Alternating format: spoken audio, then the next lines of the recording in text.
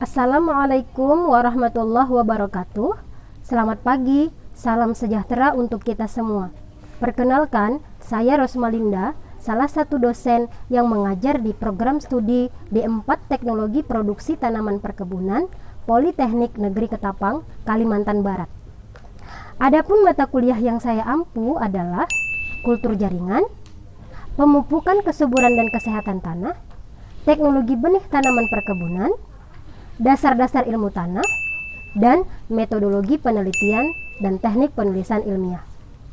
Mata kuliah yang akan saya deskripsikan kali ini adalah mata kuliah dasar-dasar ilmu tanah yang diajarkan kepada mahasiswa semester ganjil.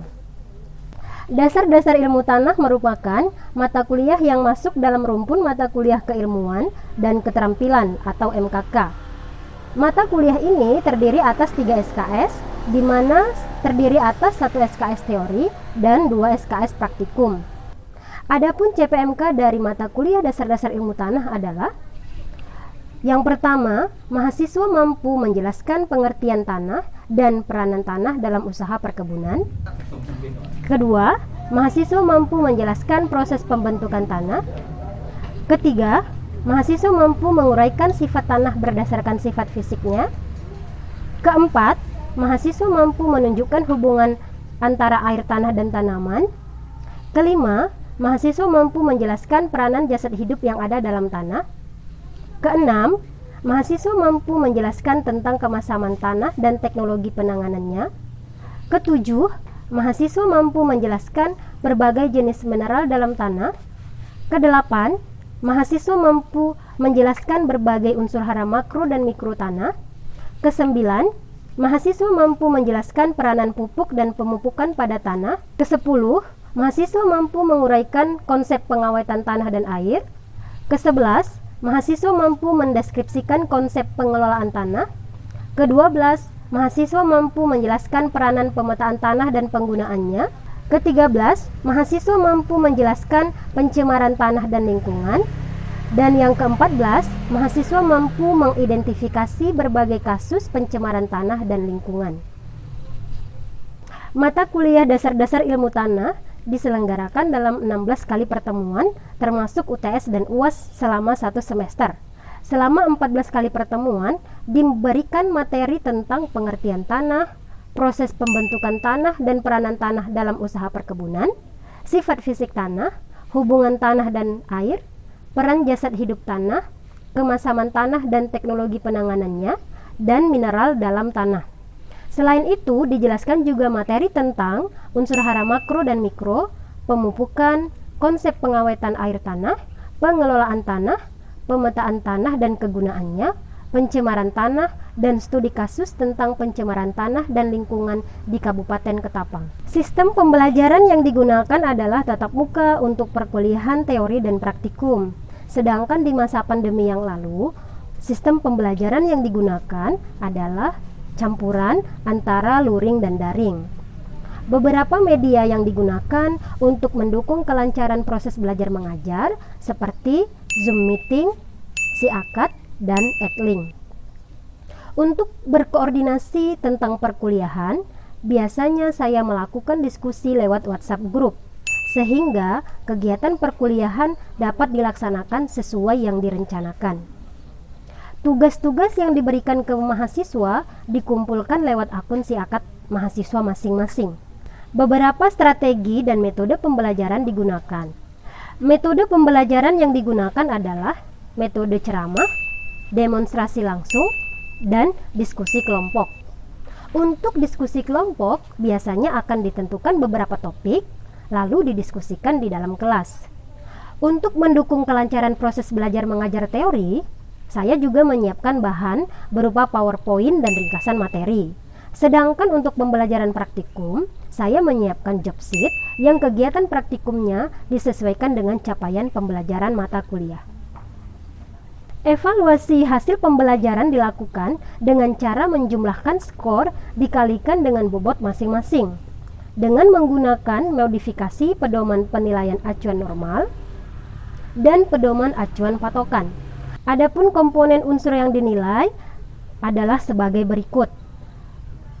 Untuk perkuliahan teori, unsur yang dinilai terdiri atas tugas 20%, ujian tengah semester 30%, ujian akhir semester 40%, dan kehadiran 10%.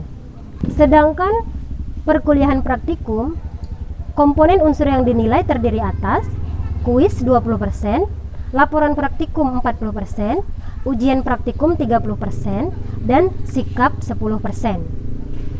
Selain unsur-unsur di atas, ada 2 unsur tambahan yang dimasukkan ke dalam poin penilaian yang dianggap sebagai bonus. Yang pertama adalah kreativitas dan pemahaman. Cara menilainya adalah bagaimana mahasiswa menyampaikan pendapat terhadap persoalan yang diberikan di kelas. Poin kedua adalah kedisiplinan dan kejujuran dengan cara penilaian, keterlambatan dan kehadiran di kelas, kecurangan dalam mengerjakan tugas atau tes. Hasil evaluasi akan diinfokan lewat Sistem Informasi Akademik atau SIAKAD Politeknik Negeri Ketapang, sehingga mahasiswa dapat memantau perkembangan hasil evaluasi secara cepat dan tepat. Berikut ini cuplikan kegiatan pembelajaran teori mata kuliah dasar-dasar ilmu tanah.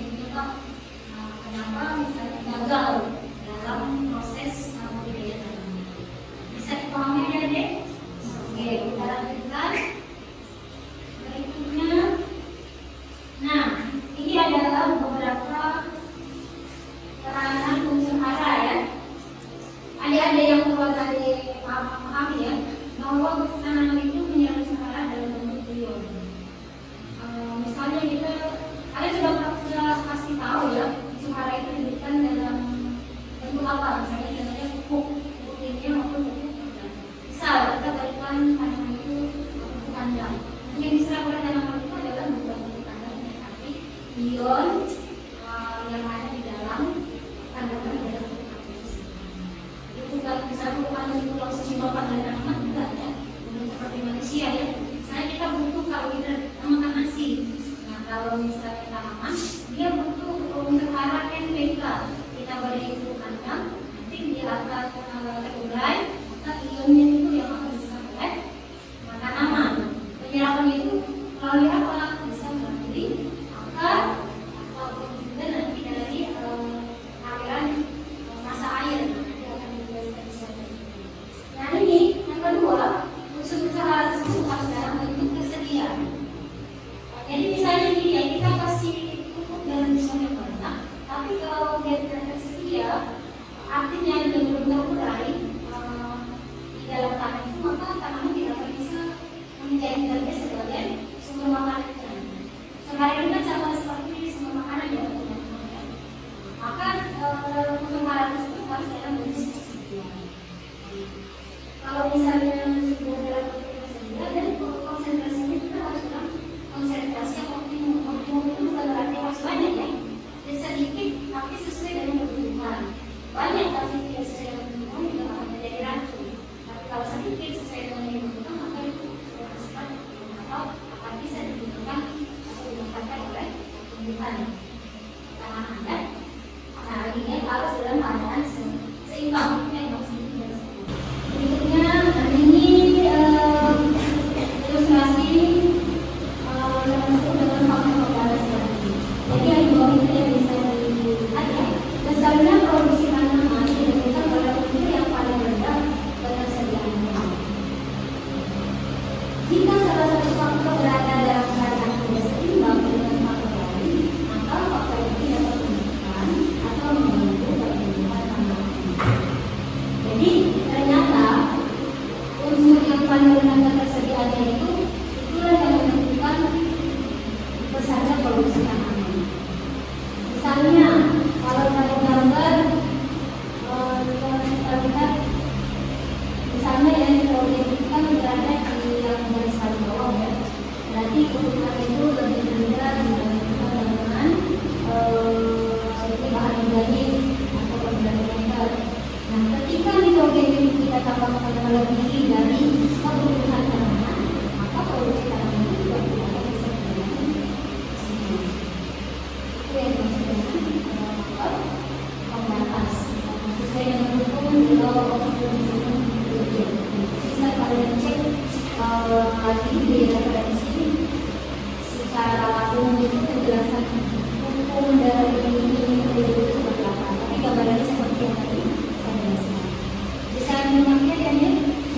Sebelumnya apakah penjelasan saya terlalu cepat? Bisa diikuti ya. Kita lanjut ya. Oke, nah berikut ini adalah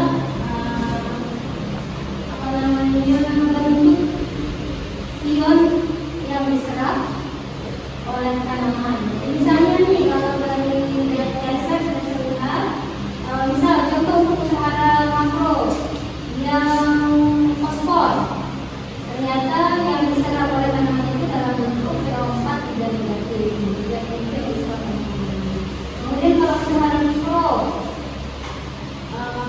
seperti besi yang diserap itu dalam bentuk Fe2 positif atau Fe3 positif. Nah kemudian yang paling bawah itu adalah termasuk esensial tapi tidak perlu diaplikasikan atau tidak perlu ditambahkan. Tadi ya karbon, hidrogen dan oksigen sudah tersedia ya di kolam ini, di air atau di dalam itu tidak kita tambahkan. Kemudian ini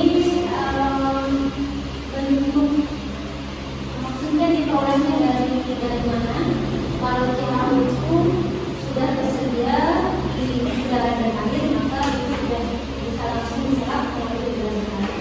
Sedangkan modalnya diambil dari tanah. Ini kan yang biasanya kita sengaja dapatkan dalam bentuk pupuk ya. Melalui pupuk kembali maupun pupuk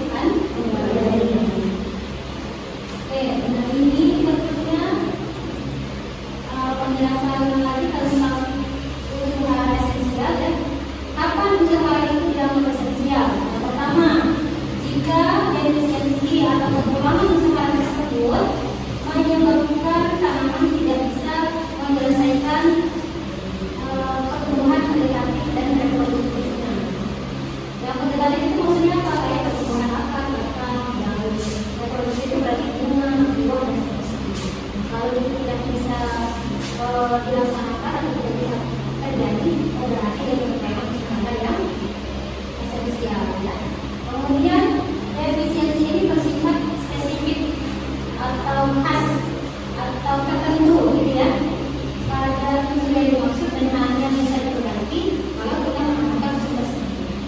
Tadi ya, spesifik. Ini misalnya, nanti kan kita akan pelajari itu kalau kita gejalanya seperti apa, gejalanya seperti apa, seperti apa. Nanti kalau kita melihat gejala-gejala seperti itu, kemudian nanti kita dibekali dengan melakukan penelitian di lab, ternyata memang benar tanaman ini kekurangan usaha N atau P atau K, maka usaha tersebut harus dilakukan.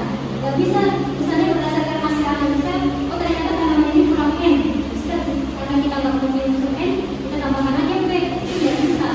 Kenapa? Karena tadi bersifat spesifik. Jadi kalau dia kekurangan unsur N, maka dia tambahkan harus unsur N. Paham dari sini? Yang ketiga, unsur tersebut terlibat langsung dalam nutrisi tanaman, dalam kebutuhan makanan yang dibuka oleh tanaman untuk melangsungkan proses metabolisme pada cairan itu sendiri. Gitu ya? Oke. Berikutnya, ini mekanisme atau bagaimana sih caranya pemilihan usaha untuk tanaman. Yang pertama, tanaman ini bisa mendapatkan usaha dengan cara diserap melalui akar atau dari daun ya. Tapi kalau yang dari daun itu untuk usaha yang mana kira-kira? Ya, tadi kan ada tuh unsur hara yang berasal dari air dan udara. Yang kontrol apa? Contoh spesifiknya apa? Yang tadi diperoleh dari air dan udara. Ya, nano ya. Kemudian kalau dari akar berarti sisanya itu rata-rata dari akar ya, akar. Kemudian, ini yang kedua tadi sudah saya sampaikan di depan, penyerapan hara dalam tanam dalam bentuk ion. Jadi kita harus berpegang sebelah dari ion.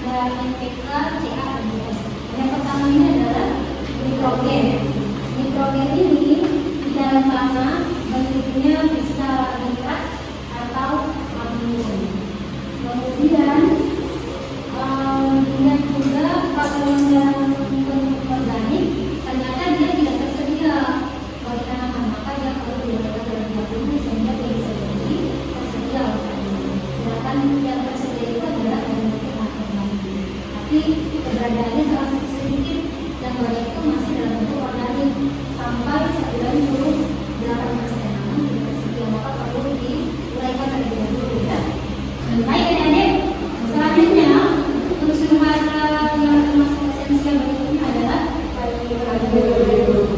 Kalium juga termasuk unsur yang esensial, artinya dibutuhkan tanaman penting ya bagi tanaman dan dibutuhkan dalam jumlah yang besar. Ini adalah contoh ya, contoh kalau tanaman itu kekurangan unsur hara. Tapi ini secara visual ya, secara visual. Kalau ini kan kuning itu hampir ke seluruh bagian daun ya. Sedangkan kalau kali ini bagian seluruh, maka ada yang sampai hampir terbakar ya, seperti terbakar. Berwarna coklat mulai dari daun yang tua. Tapi ada harus bedakan juga ya, mana yang kuning karena dia sudah tua atau memang kekurangan unsur hara. Kan beda ya, kalau tua itu otomatis daun yang paling pertama muncul yang akan kuning atau memberikan hasil warna yang sudah lagi. Sedangkan kalau misalnya masih daun-daun yang masih agak muda, sudah terlihat warnanya seperti ini, itu terindikasi dia memiliki kekurangan unsur hara. Salah satunya misalnya kalium ya. Ya, dan ini silakan kalau ada yang ingin mengatakan sesuatu. Jadi ibu saya di kelas saya itu ada anak saya menggunakan tabur. Nah, fungsi dari akar sendiri itu apa?